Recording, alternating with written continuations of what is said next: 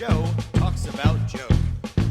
And now, your host, Joe Slepsky. Hey everybody, welcome back to Joe on Joe. It's me, your host, Joe Slepsky, and we are back for another week of exciting G.I. Joe breakdowns. Today, it's Joe on Joe Illustrated. We're finishing the Snake Eyes Trilogy with G.I. Joe Real American Hero issue 96. I've got a lot to get to today, so I'm not going to fool around with any pleasantries. Welcome back, all my listeners. Welcome any new listeners out there. Appreciate you guys. Remember, when you're on social media, follow me at Joe and Joe Pod. That's on Facebook, Twitter, and Instagram. Send me an email to joeandjoepod@gmail.com. Let me know what you think of the show. Let me know if you want to be a guest on the show, etc., etc., etc. Absolutely support our wonderful sponsors, the Movie and a Meal podcast. Listeners, I know what you need in your life. You need more podcasts. And you also love movies. So why not do a podcast that's about not one movie. It's about not two movies. It's about 3 movies and a meal. I'm talking the Movies and a Meal podcast. This show is great. It's brought to you by Keith, Brad, and Ben, and each week they bring a new movie to the table, which they all discuss as a group. And it's not, your highfalutin movies. It's What We Do in the Shadows, The Fantastic Four, Rise of the Silver Surfer, and Out of Sight. It's Bad Education, Ghost Rider, and A View to a Kill. It's X-Men Last Stand, Queen Sugar, The Mandalorian, and Major League 2. They are a lot of fun to listen to. You guys know Ben. It's our friend Ben Pensarga. He was a guest on Joe and Joe. In fact, Ben was the very first remote guest that I ever had on this podcast, so he's always got a special place in my heart. I'm really digging this. I just started listening to it last week. It is a lot of fun. They bring a guest in. The guest, I listened to their Heathers episode. They were joined by Kelly, and she went in depth on her favorite movie, which was Heathers, and it made me want to go watch Heathers to watch with them. I really dig it. So guys, find them out there at Movies and a Meal, Twitter, Instagram. Their website is moviesandameal.podbean.com. They put out 1 episode a week. Give them a listen, guys. Support them. Let them know Joe on Joe sent you. I don't think you're going to be disappointed. It is quite entertaining. And now back to the show. Give them a shout because they've been a fantastic sponsor of the show and one of the big reasons that we're able to continue here. So I mean it when I say I got a lot going on this week. There is so much to get to, from feedback on one of my recent stupid ventures to our You Were Saying segment, which has a ton of stuff to talk about in You Were Saying, and then to the culmination of the big Snake Eyes trilogy. So we're going to get right into it.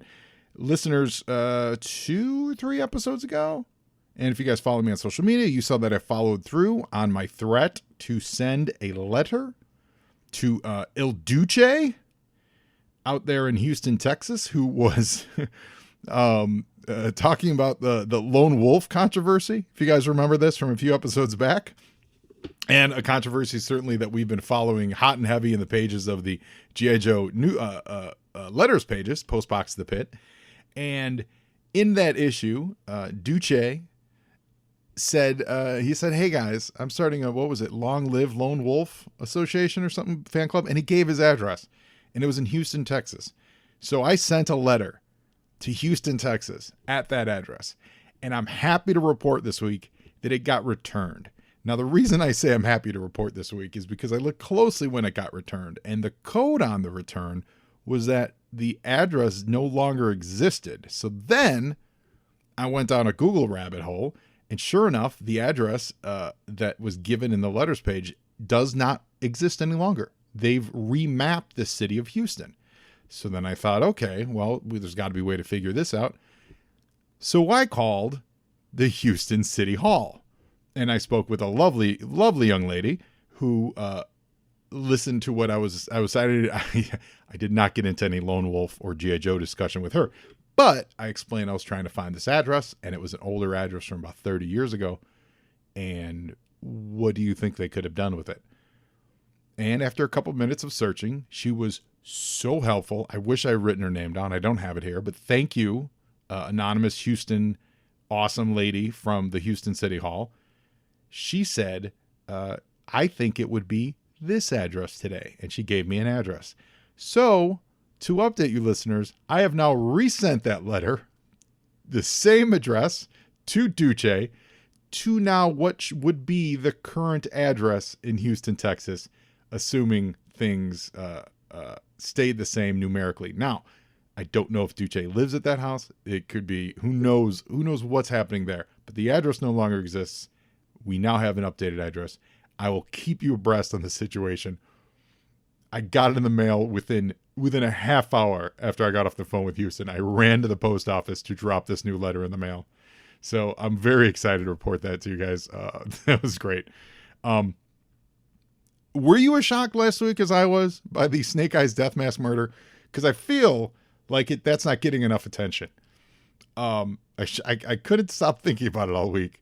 Snake Eyes got his face mask named after a guy who was really in a death mask murder in New York in 1989. Yeah, I don't know. That has sat with me all week. Listeners, I don't know if it sat with you. It was a shock. I didn't hear from anyone on that. But it was absolutely shocking to me.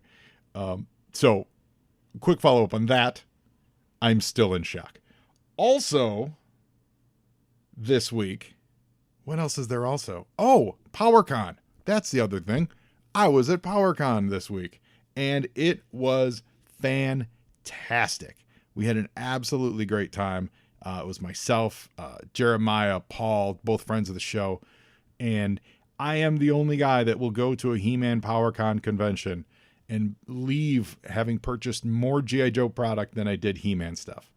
I got me a few He-Man comic books, but more than that, I got a couple G.I. Joe books. I got some, what were they? Where'd they go? Shoot, I don't know what I did with them. They were Finnish.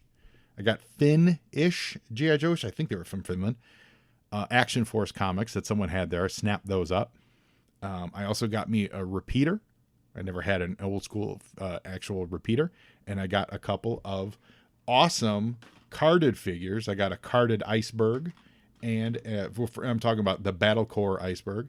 And I got a carded Heat Viper from the Battle Core from a new friend of the show, 80s Steve. 80s_Steve on Twitter. So, Steve, you're awesome if you're listening. I look forward to seeing you again in the future at Future Joe Show and connect with you on social. Really great guy. He's got a lot of, he sells his own private stuff like at shows. He doesn't have a storefront or anything, but I wanted to give him a shout out because he was very kind.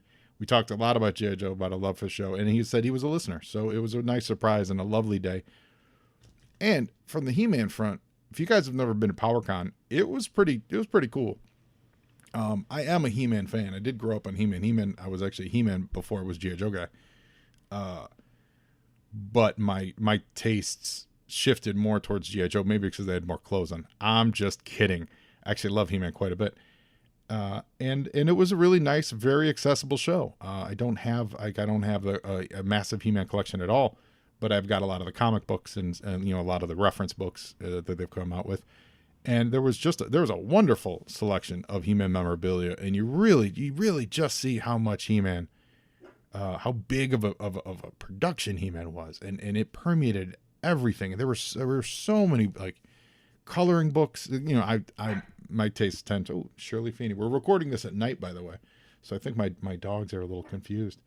My tastes tend to go towards the printed material.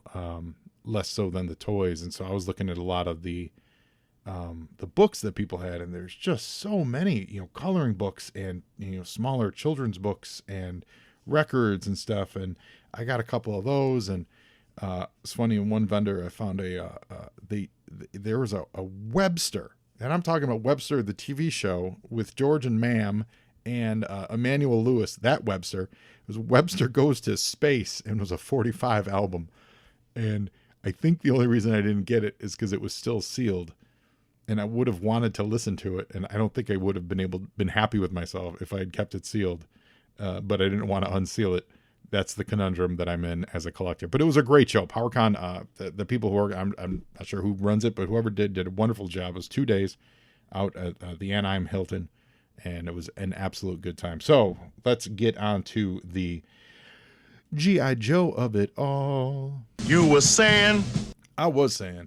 And G.I. Joe number 96 has the cover date of January, and it was January 1990. And so that means it was on the shelves during the month of September 1989. So other books that had January of 1990 off sale dates, that's the cover date. For you listeners who aren't sure what I'm talking about, the back in the day, the date on a comic book cover was not the date it was released. It was the date that the newsstand was supposed to take that cover off the shelf.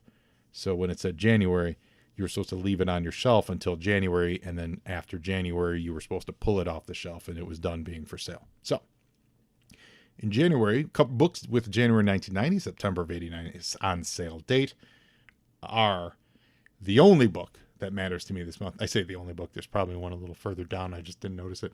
But the biggest book for me personally is one of the very first Elseworlds tales, if not the first. I think it actually might be the first, but it's the first one I read, and I loved it. It's by Mike Mignola, and it's called Gotham by Gaslight, and it was written by Brian Augustyn, who would do a ton of great stuff with Flash and Mark Waid. He was partners with Mark Waid on a lot of books. He would be one of the guys that went to what was that operation out of Florida? They did books like Mystic and Ruse, CrossGen. He was one of the original CrossGen guys that would go down there. But Brian Augustyn wrote Gotham by Gaslight, and Mike Mignola penciled it with P. Craig Russell on inks, and John Workman doing the letters. A lot of you guys may not know. Oh, Mark Waid was the editor on it. A lot of you guys may not know John Workman as a letterer. Most letterers tend to be, the quiet heroes in the background, making a book look really, really good without you knowing their name. But John Workman's stuff is so great and stylized and perfect for every moment. He works with Walter Simonson a lot, but not exclusively by any stretch of the imagination. And his lettering is so just wonderful and distinct and distinctive. It's very thin, and it I guess would it be onomatopoetic? Like it just fits the mood of the moment really well. It's got a life to it. Like Richard Starkings is also great, but yeah, John Workman, my favorite actual letterer, which is a weird thing to have, but I do. Gotham by Gaslight's awesome. And the premise is, what if ... Batman worked in London during the Jack the Ripper murders. So what is that, 1899 or something like that? 1898, something, whatever that years were. 1890, I don't know. Yeah, I feel like 1890 is right. But yeah, it's just absolutely great. And it's Batman versus Jack the Ripper, and everything you think would play into that. They think that Bruce Wayne is the Ripper and this and that and the other. It's great. They did do a animated version of it. I didn't love it. I haven't really loved any of the DC animated stuff in quite a while. I used to really enjoy it. There's really, really great stuff. But for whatever reasons, I don't know if they're cutting corners or they're just... Like, the thing about Gotham by Gaslight I didn't enjoy in the animated part was they shoehorned I believe it shoehorned Catwoman into it, if I'm remembering. I don't think she's even in this original Gotham by Gaslight. But they shoehorned that in. Not because it's a girl. It just took away from what I thought was great about that story. Bruce on his own in that era. Was it this one that had the sequel called Master of the World, which came out a couple years later? Mignola didn't do the art on that, but yeah, that was a sequel to this, I believe. The other big one was Holy Terror, which maybe Holy Terror came first. But these two were absolutely early, and Holy Terror was Batman and Batman and Gotham, but the U.S. was run by religious zealots, and it's great. It's the whole thing that Marvel's doing with What If, and Marvel had been doing at the time. True, What If was from the 70s. So DC doing this Elseworlds line was great. So that's a huge book. What else? Emerald Dawn. We talked a little bit about that last month. Oh man, Legion of Superheroes Volume 4, number 3. This is when Giffen and company reimagined Roxas the Butcher. And Roxas was strange because he was he was a bad dude, but he was never really taken seriously, and he was a villain in the previous series of Legion and all his previous appearances. But it's crazy because he's the one who he killed Trom and he wiped out Element Led's population, but it was still always kind of a clown. Well, they revisited that moment and actually made it worse because he revisited Dryad. I think Dryad was the planet, and it's he ends up killing our boy Block, who Block was a huge fan favorite of Legion Raiders. And so you see on the cover that it's Roxas surrounded by Block's corpse, and you may not actually realize it until you look really close. It's great. It's a solid, but it's also that reimagining of him for that was a real prime example of how they were going to treat every character for the rest of that series. And this is the 5 years later Legion. So highest recommendation. I think every week I'm going to have to try to stop myself from gushing about how great 5 years later Legion was, because it really was. So let's see, what else? Anything else good this month? There's a bunch of good stuff, but nothing else at DC that really smacks my attention. So You were saying? we're going to jump over to Marvel. And of course, we got G.I. Joe number 96. Well, this month is part 3? I feel like, yeah, it is. It's part 3. I think I did talk about this 2 months ago because G.I. Joe was bi-weekly. So it would actually have been about 4 episodes ago of our show. But it's the Walter Simonson run on The Incredible Hulk with Peter David writing and Simonson doing the covers, and Jeff Purvis was doing the pencils. But the Hulk was getting weaker and weaker, and so he was facing another strong guy, bad guy, the Abomination. In this case, he's fighting Ms. Marvel, who at the time Ms. Marvel was Sharon Ventura, who was the wrestler female, the she thing they called her. So that's great. I've always loved those Simonson covers. They're always fantastic. We also have speaking of fantastic covers, talking Todd McFarlane, Amazing Spider-Man 328. This is a book that's heating up on the back issue. Basically, every McFarlane book is growing somewhat, but these iconic ones, where it's a real thin, real smallish Spider-Man on the bottom, putting his fist into the midsection of a gigantic gray Hulk, and the Hulk is smashing through the Amazing Spider-Man letters, and he knocks the Indicia logo box off kilter and everything. You've seen this cover. It's really great. This has been climbing up the back issue chart. So if you have this book, just take good care of it, because it's not losing value anytime soon. Avengers West Coast number 54. This is another John Byrne homaging Fantastic Four number 1 cover. He's done this a couple times. He did it over on FF. And then now he's done it again here with the Avengers West Coast. But this time, because remember, he brought back the Human Torch. So now he has the Golden Age Human Torch flying around in the position of the Human Torch as they fight one of Mole Man's creatures as it comes crawling out of the ground. That's a fun cover. Let's see. Oh, if you're an X-Men fan, the Dark Phoenix Saga over in Classic X-Men 43, we have reached the culmination of Jean is about to die. So this is Classic X-Men 43, which is a reprint of X-Men 137. And and that's the culmination of the Dark Phoenix Saga. They brought back John Byrne to do a new cover for this, which I like. I appreciate really very much. A lot of Byrne talk today. Let's see. Come on, webpage. Let's see. What else? Damage Control, Volume 2, Number 3. Damage Control is always fantastic.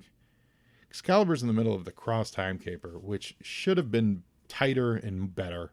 I do remember this, and even at the time I remember thinking, wow, this crossover is going really, really long. I think it went like 12 issues, and it was just a lot. It was a whole lot to follow, and there were multiple artists on it. It was a lot.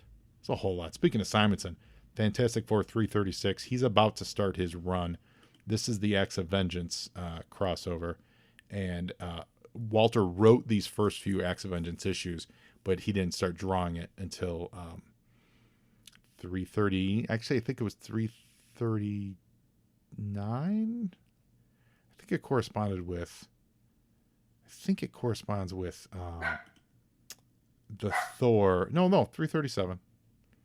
There you go. Yeah, Walter's drawn 337. Yeah, because it corresponds with Beta Ray Bill and the Thor, his first Thor appearance. So Simonson on FF is happening, and it is a happening, kids.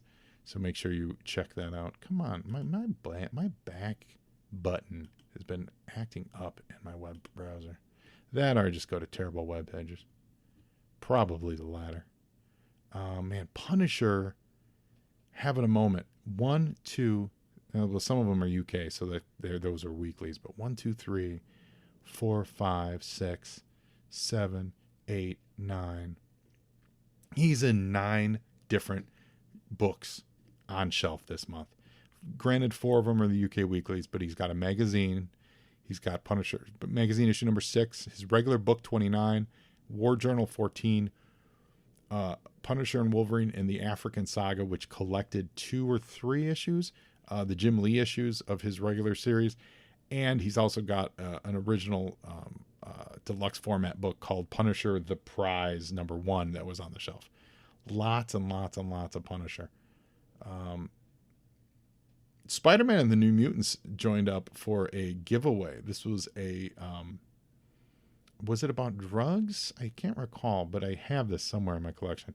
But it's a giveaway it's homework. It's about doing homework. Oh, that's awesome. Yeah, it's called Doing Homework. I'm a big fan of the giveaway issues. I just picked up one Captain America. It wasn't the Asthma Monster, but I picked up a Captain America one recently that delighted me to no end. So I think that's it for Marvel, guys. And now You were saying? let's go to September of 1989 in the movie theater. You've got G.I. Joe 96 on the stands. And what's in the movie theater at the time? Nothing for Children. September of 89 was just a dry-ass adult experience. All these movies are dramas, or most of them are really. I guess not all of them, but so many of them. They're just movies like Relentless with Judd Nelson and Robert Loggia. The Big Picture, which was a Christopher Guest movie. I haven't seen this. I haven't seen this movie in forever. I feel like this must have been one of those improv movies, but it never gets talked about. Like, Waiting for Guffman and Best in Show and stuff like that. The Big Picture. I haven't seen that in forever, but it was written and directed by Christopher Guest.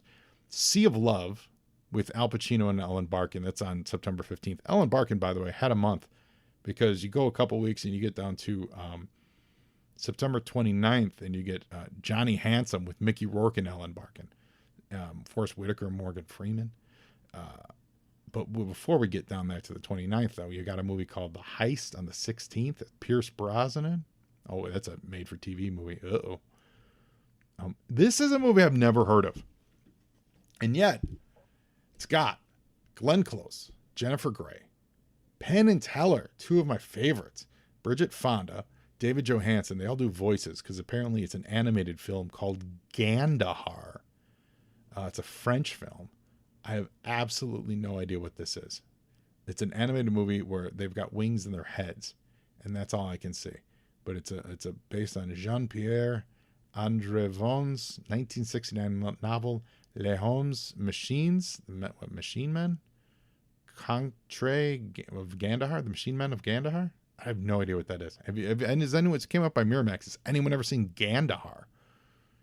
September 22nd, Black Rain from Ridley Scott. A dry white season, which I feel is just the definition for this entire month. Just a dry white September. Speaking of Penn and Teller, I'm big fans. And Penn and Teller Get Killed came out in September of 89. Now, I've never seen this movie until very recently, and it was in the those Warner Brother Archives DVDs, and they were going out of business a couple of months back, 6 months ago. So I made sure to snap. This was one of the DVDs I absolutely snapped up. So I finally have seen it. I own it. It's funny. It's charming. It's dark. The ending on this movie is so dark and awesome and just dark. And I don't want to spoil it for you, but they don't pull any punches on the ending of this movie. Arthur Penn directed it, and it's absolutely worth a viewing if you can get your hands on a copy. I enjoyed it quite a bit, but boy, does it end dark. And then this is really weird. So I watched a movie this morning. I hit play as I want to do on some movies as I work, and there was a movie called Ms. 45, which is a crime revenge movie by Abel Ferrara, who did the Bad Lieutenant movie, and he also did a bunch of other stuff. But that's his kind of like this grindcore, or the grindhouse kind of pulpy, very dark, gritty action crime movies. Doesn't pull any punches. So this movie's on Shudder, and I watched it today. Ms. 45. It's actually pretty entertaining. It's about a mute woman who gets attacked, and she seeks her revenge in the streets of New York. Pretty well made, actually. Never really heard of it, but the actress in it, I was like, I've never seen her in anything. So I Googled her, looked her up.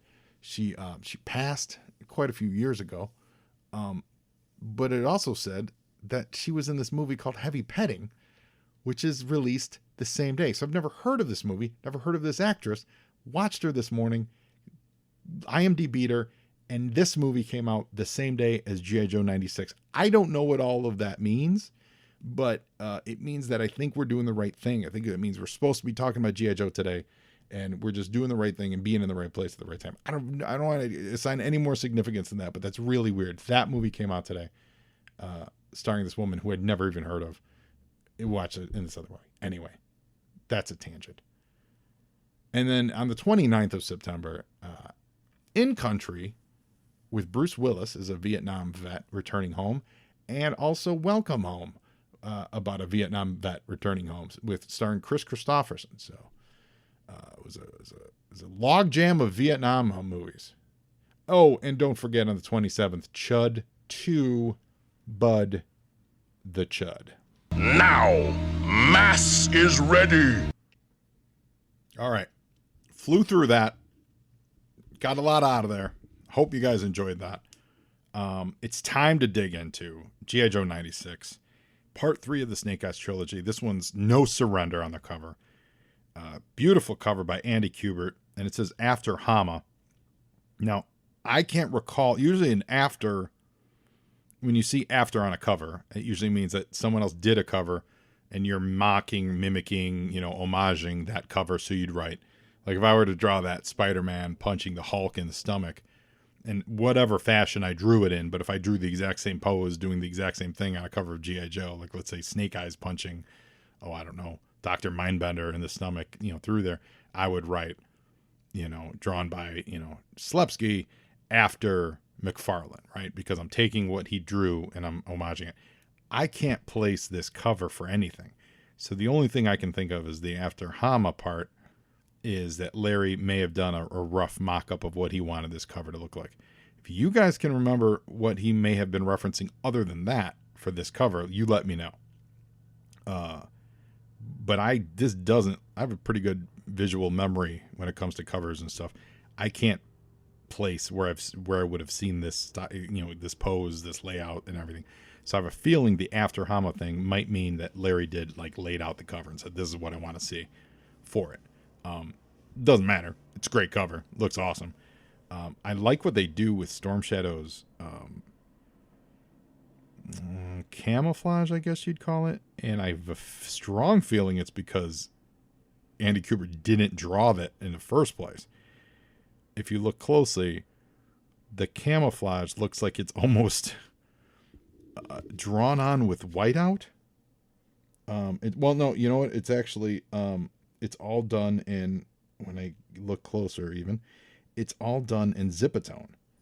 So Storm Shadow's camo, this is the Storm Shadow V2. His camo markings, those blocky black squares, those are all done in Zipatone on top of the Andy Kubert drawing. So Kubert drew him just in white, and then they went over it. Now, whether it was the editor doing it or maybe Kubert did it, but they just did zip cutouts to make that hatch look.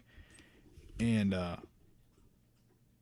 I'm here for it because it's sloppy enough. It actually is quite sloppy in some places, but it's sloppy enough to give this cover a weird dimensional feel, but you also don't notice it until you really get close because the strength of Snake Eyes kind of overshadows it, even though you can hardly see Snake Eyes. You know, like, I don't know. I don't know what it is about it. It didn't pop to me what it was, but now that I see it, I really like it. And it gives this dimensionality to the cover that really, really sings. Yo, Joe! The hexagram completed.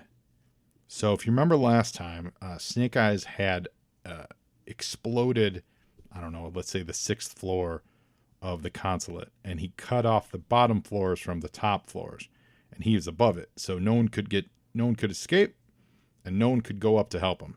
So it is just every Viper and every Cobra Trooper in the building above that floor that he blew up versus Snake Eyes as he's making his way towards the Baroness. Larry Hama on script, Mark Bright on pencils, Randy Emberlin inks, Rick Parker lettering, Bob Sharon colors, Bobby Chase editor, Tam DeFalco editor-in-chief. And as always with a Snake Eyes centric story, you have the side characters doing a lot of the narrative lifting. And it's the case here. You get a Viper saying, it's the G.I. Joe intruder, Snake Eyes, so telling new readers exactly who this dude in black is. You've also got a Televiper saying, this is Search Team Alpha, we have him, he's between us and the burning floors. So that tells you, that gives you guys, fills you in on that floor situation that I was just talking about. So it's narrative lifting, but it's also a really nice picture by Mark Bright. It's fun. Like it's great. I love the moment he chose to draw Snake Eyes. He's kind of off the ground, elevated, firing. I like the firing effect on both sides on the guns. It's good. Yo, Joe! The Vipers think that they have him cornered. They even say this guy's supposed to be bad to the bone. Doesn't seem so tough to me. And they're getting a little chesty. These Vipers are. And the Baroness warns him, warns them all not to get too confident because, and this is again for us too, that he's the one who set the explosives and started the fire. He's not the one who's trapped. We are. Classic narrative shift here. So it's like a handshake. So you've got Snake Eyes doing his thing up top, and then you've got that Televiper. He's pointing his camera at the back of the Cobra Trooper's head. It's nice to see, by the way. Nice to see a normal Cobra Trooper in play, which is cool. And then in that third panel, you get the view from the camera of the Televiper. So on the TV screen, we see the backside of that Cobra Trooper and one of the Vipers and etc. And then we see who's watching it on the screen, which is the Baroness. So it's really like a handshake. That in that gutter in between those two middle panels, you're doing this handshake that's taking you from whatever floor this is on to whatever floor the Baroness is on. She's in the penthouse, I'm imagining. But it's well done without having to rely on like a caption saying 5 floors above or anything like that. It's a nice little storytelling moment. Yo, Joe! And now for the readers, we've been told that there's been these explosions on the floors and everything. So now we get a picture of the exterior of the Cobra Consulate, and it's on fire. It's tumbling down. And this now sets us in New York, kind of gives us a grounding of reality of what's going on. Then we quickly go back inside and see that Snake Eyes is just mowing everybody down.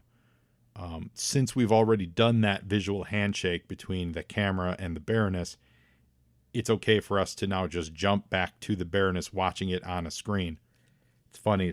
It's like when they show in movies, they'll show someone remembering something, but they'll use footage from previously in the movie that isn't how anyone would remember it. It's as if they're remembering that there was a camera following them. You know what I mean? Because they're just using footage that they shot for the movie. And what's really great and smart about this is it's literally camera footage, and it is literally at a different angle than we're seeing it above in both instances on both pages. And it's following where that Televiper was. So it's kind of it's the same effect, but in the comic, strangely more realistic, where in the world of comics, you could get away with doing You could get away with doing a lot more unrealistic stuff. So I like when they like follow these rules, you know, like technically there could be a camera. She could be watching any angle of it, but they're making the effort to have it grounded in the camera of that one televiper. Small choice. I think it's really neat. And I think it helps ground the book. And then you end up with a nice wide shot of the building in the city again. And this building is on fire. Can't go any further. We're obviously recording this and broadcasting this in the shadow of the 20th anniversary of 9/11. So there's a lot of parallels here. Buildings on fire and crumbling buildings and things like that. So it's weird, fortuitous timing. We're reading that this week, not to put any importance on it, but recording it 2 or 3 days after the anniversary. So that's weird. Yo, Joe! Now, this is now we're catching up on where Stalker and Storm Shadow were, and this is part of the narrative that I like, and part of the narrative that it's actually a little irky to me. If you remember, they were in the building. They were going to go help Snake Eyes, but then the fire happened. He blew out the floor, so they can't get through. At least using the stairs and everything.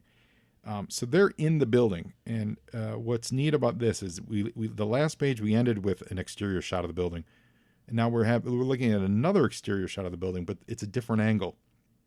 And visually and narratively, what that tells us is it's a meanwhile without using the words meanwhile, because meanwhile on this corner of the building, these three dudes are taking care of business, and in this case, it's Wade Collins and Stalker and Tommy.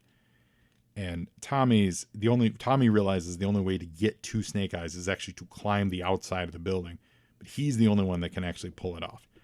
I have a strong feeling they are doing this because that's what the action figure came with. He came with those climbing gloves and a rappelling rope and things like that.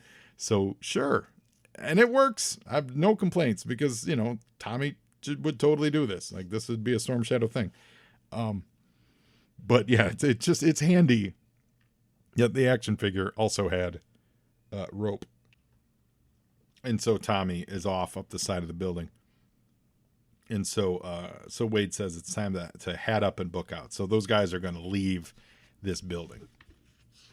Yo, Joe! An also neat moment that was added to just this whole thing, as if drawing all these, buildings on fire and ninjas crawling walls and all this action going on, but let's add some rain to it too. So New York, it's starting to downpour in New York. So every exterior shot now has this rain, which you could imagine just adds this drama and just this mood of intensity to all these action scenes. So I like that a lot. So the C-130 from Switzerland just landed, and this is the plane that had Scarlet on it with Doc, and I think Lifeline was with her, and Hawk, right? So waiting for them is Lift Ticket and Wild Bill in a Tomahawk, and they're going to transport her to the hospital. But as she's getting wheeled on board the Tomahawk, they get a call from Stalker saying that Stalker needs air cover at the Cobra Consulate. And this Tomahawk is the only available aircraft. So Hawk makes the call that Stalker and Storm Shadow are going to have to wait. Like, they're not getting their air cover, even though it's Snake Eyes' life that's in shape, or that's at stake. And Stalker is not happy about that. Now, this was a little, they left the consulate. They just went right back to Sarge's newsstand across the street. So Sarge is back, and I like Sarge, don't get me wrong, but they're hanging back out with Sarge, even though the building is just literally, just on fire. But they went to hang out but okay, maybe that's where they were keeping their radio. So that makes sense. All right. I'm here for that. Yo, Joe! Definitely a lot of fire trucks and everything. So all the fire department, they've gathered outside the building. And the Joes are trying to hail a taxi. That's not working out. I mean, the detail on Bright's pencils here are just tremendous. And we get a moment here that's just ripped out of, like, Superman the movie. The people on the ground floor notice that Storm Shadow is climbing the side of this building. Look, somebody's climbing up the side of the building.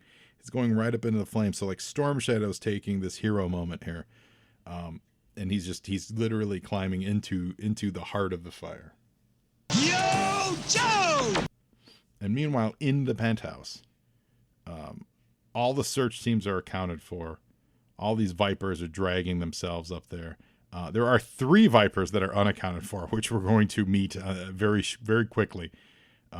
Destro calls the Baroness, and you know he's going to turn his chopper on, because remember he visited her briefly last issue to kind of break her chops about how she's running things, bust her chops rather, and but now that building is literally on fire, so Destro's turning around to come back to the building. This is important because we get a little Destro saving the day at the end, and the Baroness is instructing all these Vipers to barricade the door. Just put everything, furniture, chairs, whatever you can, close the door.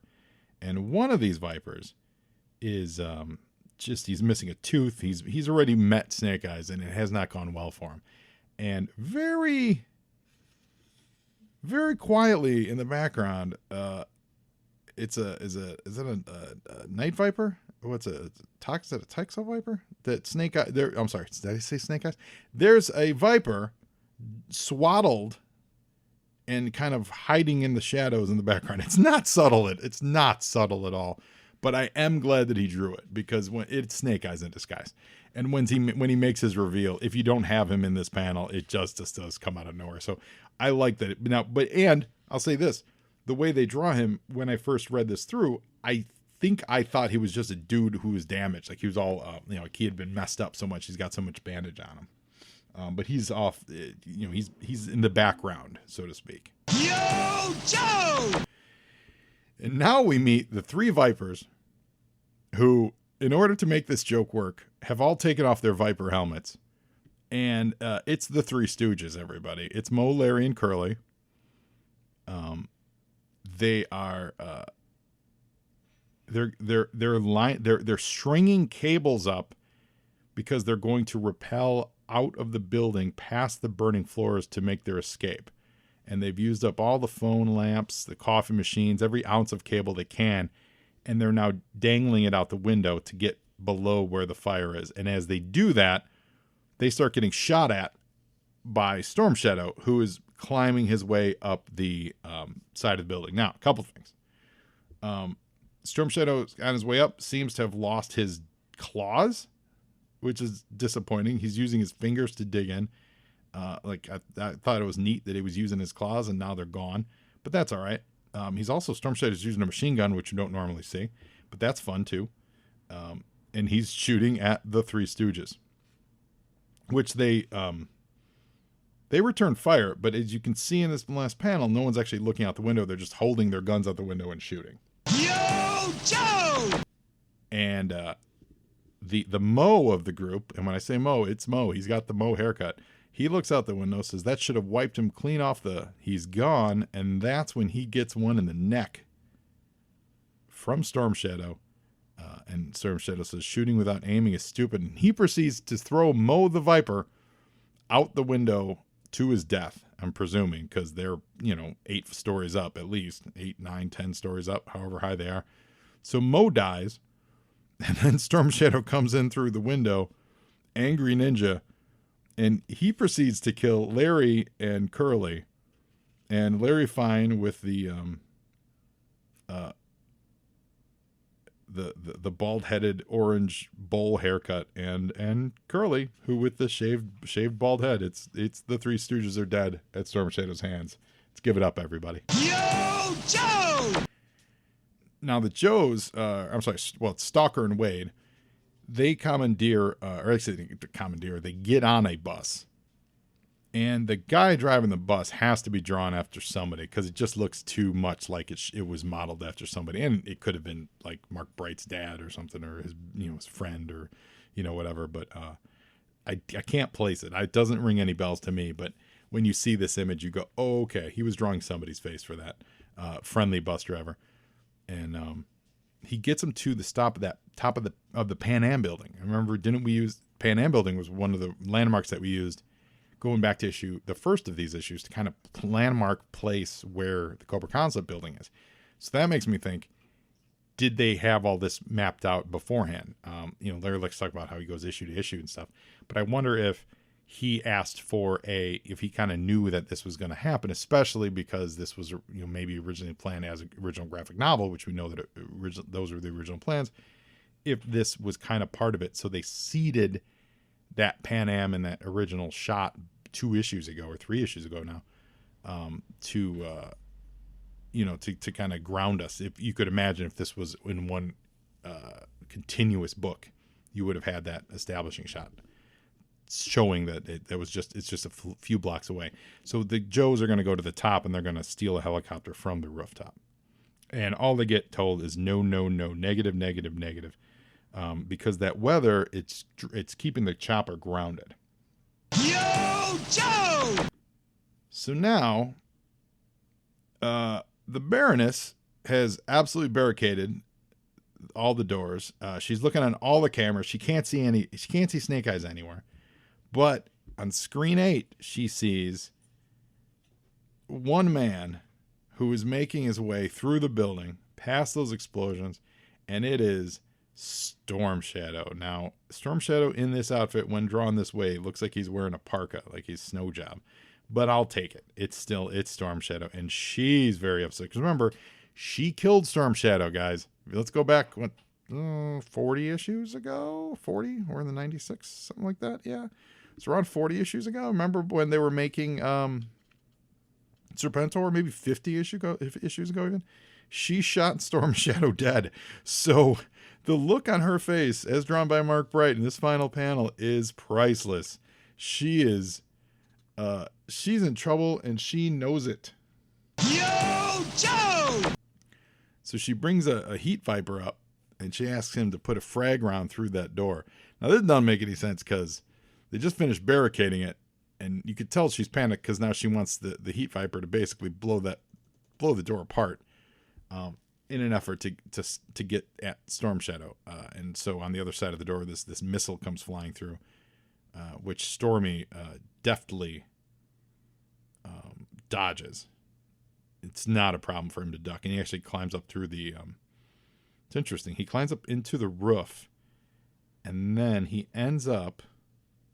Yo, Joe! Crashing through that big screen that we've been watching this whole time. So I don't think that's how tube TVs had worked at the time, but he does it. And maybe it's, actually, maybe it's a projection. It's like a rear projection thing. That's actually really, I think, what it is. Because if you look on the previous page, there's kind of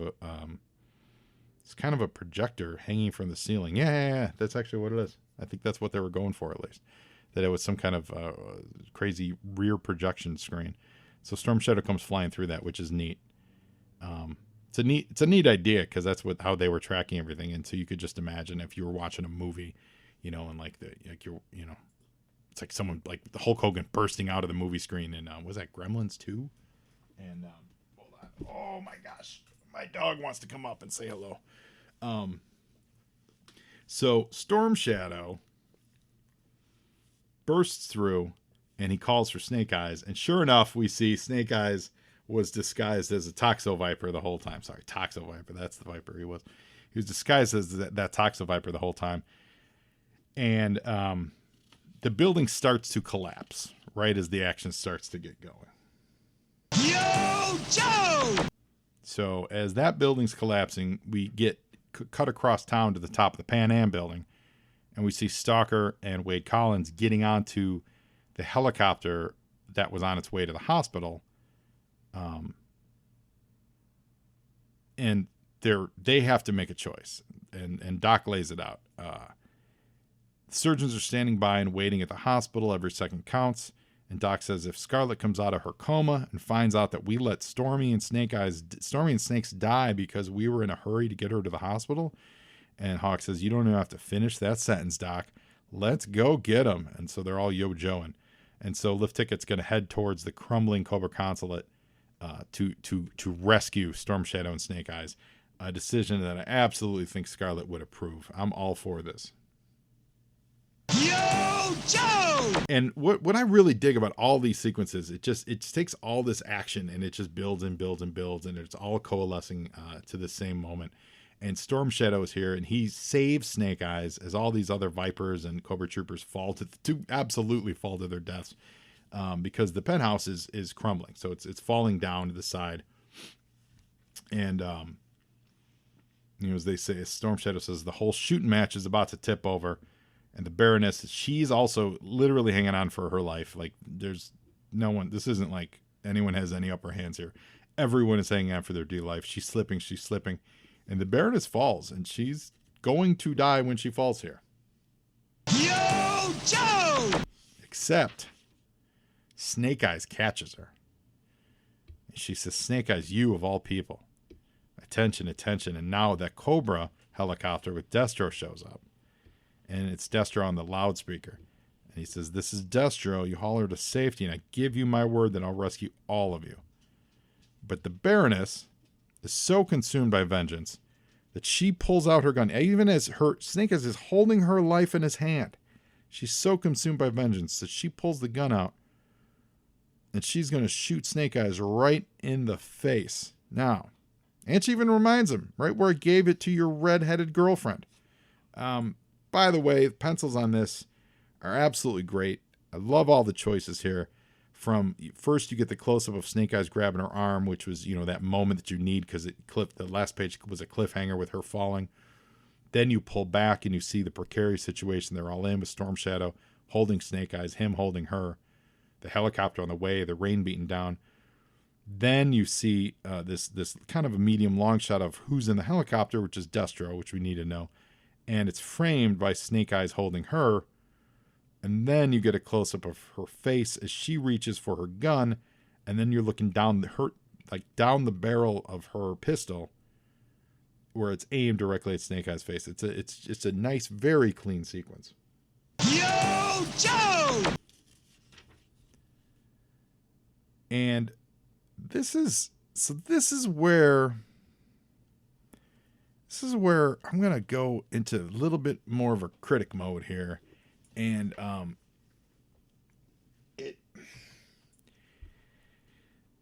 the two bits of revenge that we're talking about this issue. Snake Eyes is coming for her because she put a bullet in Scarlet, right? Also screwed up his face, but I actually think he's more about you put a bullet in Scarlet than it is about screwing up his face. He's coming for her. The Baroness, the whole reason she did that is because she thinks he killed her brother. Now, those two bits of vengeance are kind of unrelated. So the Destro telling her that she didn't kill his brother, and we go into a little bit of a flashback here, and we see that encounter from last issue through another set of eyes, and I like it. I like this like more laying out of more information, especially considering Baroness was really young at the time. She was like 15 or 16 at the most. And so her memory of things was never going to be, the memory of a fully realized adult memory of the situation. So now Destro, who's a couple years older, but he adds context because he's adding a different perspective. And what we see is he was there with his father, and his father's also wearing the Destro face mask, and they were there on an arms deal in Saigon at the exact same time. They were there to do business with those two dudes that were the dudes that killed her brother. Yo, Joe! And when Destro gets there, he sees that the corpse on the floor is the Baron de Cobre, and that he knew his father. This is Destro's dad talking. That he knew Anastasia, Baroness. He knew her father and her brother's father, and he says the de Cobres are fabulously wealthy, prime targets, so they always wore bulletproof vests, which are quite capable of stopping a pistol round, which is all that Snake Eyes had on him. He only had a .45. So his dad quickly surmises that the only one thing that could have killed him was an AK-47, and that this man was shot by the Vietnamese, who then were shot by the man with the .45. And then he so there's a lot of it's a lot of quick wrap-up exposition. I love it. I love this type of no. You've been thinking this the whole way for all these years, but it's really this way. And she trusts Destro enough to believe him. Like, I'm here for this whole explanation of the story.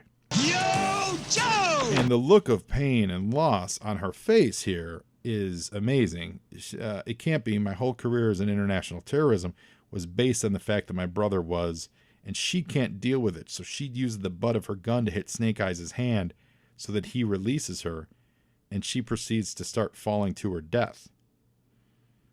Now, at that moment, Storm Shadow, using the handy rope that came with the action figure, that was wrapped around his body, Storm Shadow dives to save her. And he swings and grabs her and he says, I'm not about to let you get off that easy. So he saves her in a, a Luke Skywalker kind of fashion. Yo, Joe! And he says, I want you to stick around and live to a ripe old age so you'll have plenty of time to think about what you've done. And Snake Eyes helps haul them up and everything. They throw her to Destro. And Destro says, he's going to keep to his word, so he helped her. So he's going to save Snake Eyes and Storm Shadow, but they're too late. Even Destro's too late. Like the floor gives away and Snake Eyes falls out of Destro's grasp. Not Destro's fault at all, genuinely. And they're going to die. Meanwhile, we see that lift ticket in the Tomahawk is heading their way, and they're too late. Yo, Joe! Now, this is one of those moments where you go comic books, because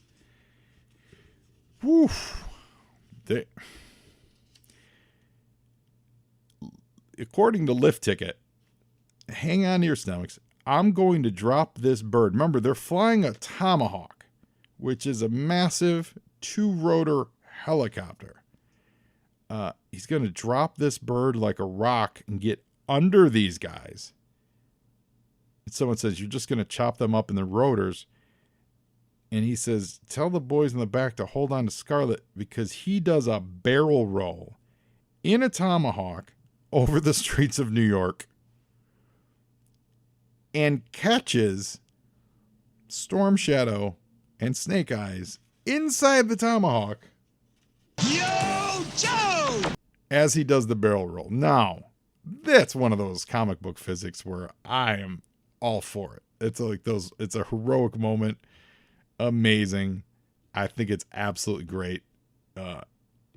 You make sure everyone's all right. Everyone packed in there. Incredible. I didn't think it was possible to roll a helicopter. And lift ticket says, neither did I. That's funny. Radio the hospital, tell them we're on their way. And Storm Shadow here says, do you think it's really possible?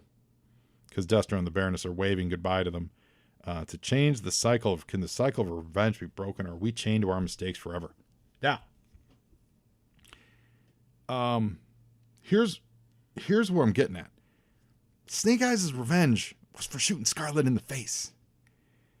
And all of a sudden, Storm Shadow and Destro jump into this narrative and take over the narrative. Snake Eyes has not gotten over any revenge. Snake Eyes isn't digging 2 graves to one for you and one for your vengeance. Like, Snake Eyes is still hot on her heels for putting a bullet in Scarlet's head. Snake Eyes doesn't care about the brother stuff in Vietnam. So, and it's called the Snake Eyes Trilogy. So why does Storm Shadow get to hijack it, this whole story? And all of a sudden it becomes a thing where Storm Shadow's cool with letting her off the hook. She put a bullet in Scarlet's face.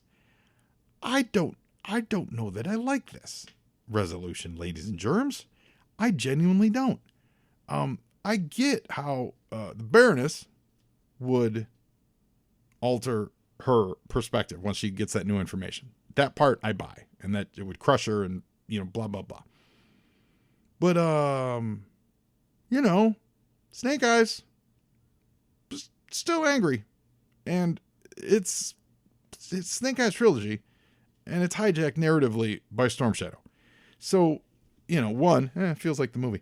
2, I'm not too keen on this ending. Like, this feels like a cop. I feel like if this were the ending of it as a graphic novel, as like an OGN, I think that would have been really, really jarring. I feel like if this were the ending on it, it needed a different ending. Were this going to be its own standalone graphic novel? Anyway, it's a good resolution. as a comic goes. It's just, I wish that how about it's just I don't understand why he grabbed her arm. He was there to kill her. The whole reason he was there to kill her. He didn't even know that did he know? No, she told him about that. I don't know. Anyway, here we're going. Postbox the Pit. Got some letters here from Brian Kinnaman in Eagle Point, Oregon. Luke Whitlock from Martinsville, Virginia. Thomas Wheeler from Tucson, Arizona. And letter of the month, the Scorpio writes in from Deer Lodge, Tennessee. And boy, is he opinionated here. He's talking about another letter writer, John Schwartz. It says, quote, seems like you guys get into too many details. Well, what do you want, John Schwartz? A boring comic book? So Cobra doesn't win much anymore. What are you anyway? A communist? A true G.I. Joe fan would always defend the comic book. You make me sick, all of you. What is wrong with the good guys winning? And what is wrong with ninjas? They're pretty cool. Maybe we should set an appointment with Snake Eyes for you. Well, if I've stung you, remember it. For every letter that's bad, you'll hear from me. I think that you shouldn't put down the best comic book letter so writers can I think you shouldn't